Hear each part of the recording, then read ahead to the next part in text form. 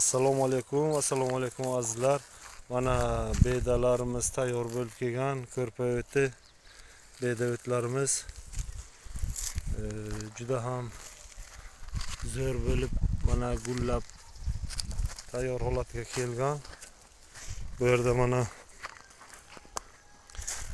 begona o't ham bor, durchqa deymizmi? Bular bemalol oladiganlar bo'lsa agar, qiziqadiganlar pastda telefon raqamlar qoldiramiz, murojaat qilaverasizlar, aloqaga chiqaverasizlar.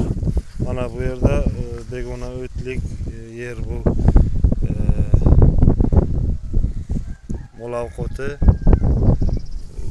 pechaklik nimalik juda ham mol maza qilib iste'mol qiladigan holatda, juda katta joyda.